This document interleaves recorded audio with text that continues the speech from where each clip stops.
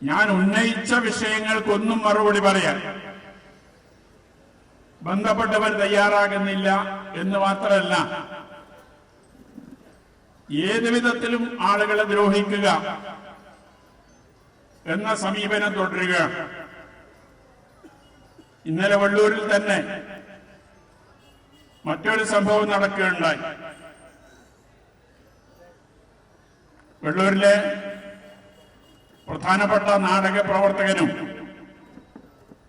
ഫോട്ടോഗ്രാഫറുമായ സർഗം ദാമുവിന്റെ കുറെ ഫോട്ടോകൾ ഉൾപ്പെടുത്തിക്കൊണ്ട്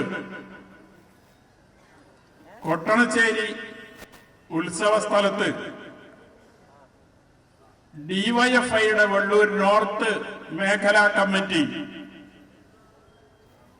ഒരു ഫോട്ടോ പ്രദർശനം സംഘടിപ്പിച്ചിരുന്നു. ഇന്നലെ പകൽ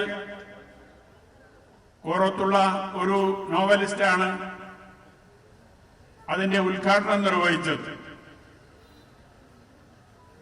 രാത്രി ഒരു 10-11 മണിയാകുമ്പോ ഉത്തരവാദപ്പെട്ട ചില ആളുകൾ പോയി, ഇത് നടത്താൻ പറ്റില്ല, ഈ ഫോട്ടോ പ്രദർശനം നടത്താൻ പറ്റില്ല. ഡിവൈഎഫ്ഐക്കാരോടാണ് പറയുന്നത്. അവരുടെ നേതൃത്വത്തിൽപ്പെട്ട ചിലര് തന്നെയാണ് പറയുന്നത്. എന്താ കാരണം എന്ന് അന്വേഷിച്ചപ്പോ ദാമു സർഗത്തിന്റെ ഫോട്ടോ ആണ് ഇതിൽ കൂടുതൽ, അതുകൊണ്ട് ദാമു സർഗത്തിന്റെ ഫോട്ടോ അങ്ങനെ പ്രദർശിപ്പിക്കേണ്ടതില്ല എന്ന നിലപാട് സ്വീകരിച്ചുകൊണ്ടാണ് ആ ഫോട്ടോ പ്രദർശനം നിർത്തിവെക്കാൻ ഇടപെട്ടത്. ഇന്നലെ രാത്രി 10-11 മണിയോടുകൂടി ആ പ്രദർശനം അവസാനിപ്പിക്കുകയാണ് ചെയ്തത്. ഇന്നവര് പുനരാരംഭിക്കും എന്നൊക്കെ പറഞ്ഞിരുന്നു. പുനരാരംഭിച്ചിട്ടുണ്ടോ എന്നറിയില്ല. ഇതുപോലുള്ള സംഭവങ്ങൾ നമ്മുടെ പ്രദേശത്ത് ആവർത്തിച്ചുകൊണ്ടിരിക്കുകയാണ്. യഥാർത്ഥത്തിൽ ഉന്നയിച്ച വിഷയങ്ങൾക്ക് മറുപടി പറയാനില്ലാത്തത് കൊണ്ടാണ് ഈ നിലയിൽ പ്രകോപനമുണ്ടാക്കാൻ, അക്രമങ്ങൾ സംഘടിപ്പിക്കുന്ന നിലയിലേക്ക് മുന്നോട്ടു പോകാൻ സന്നദ്ധമാകുന്നത് എന്നതാണ് സൂചിപ്പിക്കാനുള്ളത്. ഞാൻ ഈ പ്രശ്നം ഉന്നയിച്ചപ്പോ എന്നെ വ്യക്തിപരമായി അധിക്ഷേപിക്കുന്ന പ്രചരണങ്ങളാണ് നവമാധ്യമങ്ങളിലൂടെയൊക്കെ നടത്തിക്കൊണ്ടിരിക്കുന്നത്. ഞാനെന്തോ മോശക്കാരനാണ്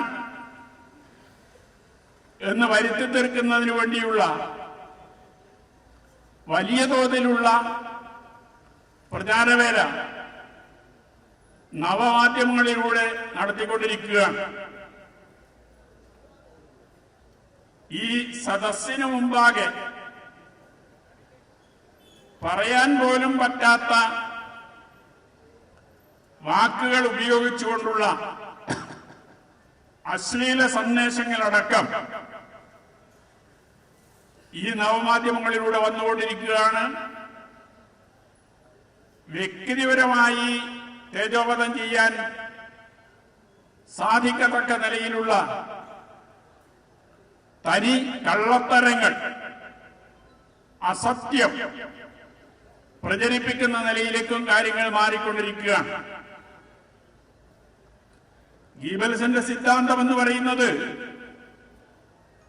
ഫാസിസ്റ്റ് കാലത്ത് അവരുപയോഗപ്പെടുത്തിയതാണ് എങ്കിൽ ഫാസിസത്തിന്റെ പഴയ കാലത്തെ അന്ത്യത്തോടുകൂടി, പുതിയ കാലത്ത് പുതിയ രീതിയിൽ തിരിച്ചു വന്നുകൊണ്ടിരിക്കുകയാണ്, അന്ത്യത്തോടുകൂടി അത് അവസാനിച്ചു എന്ന് നമുക്ക് കരുതാനാകില്ല. പുതിയ കാലത്ത് പുതിയ രീതിയിൽ പുതിയ പലരും ആ സിദ്ധാന്തം നടപ്പാക്കുന്നതിന് വേണ്ടിയുള്ള പരിശ്രമങ്ങൾ നടത്തിക്കൊണ്ടിരിക്കുന്നുവെന്നതാണ് ഇതിലൂടെയെല്ലാം നമുക്ക് കാണാൻ സാധിക്കുന്നത്. അതുകൊണ്ട് അതിന്റെ വിശദാംശങ്ങളിലേക്കൊന്നും ഞാൻ പോകുന്നില്ല. ഈ ചടങ്ങിന് ശേഷം പറയാനുള്ള മറ്റു കാര്യങ്ങളെ സംബന്ധിച്ച്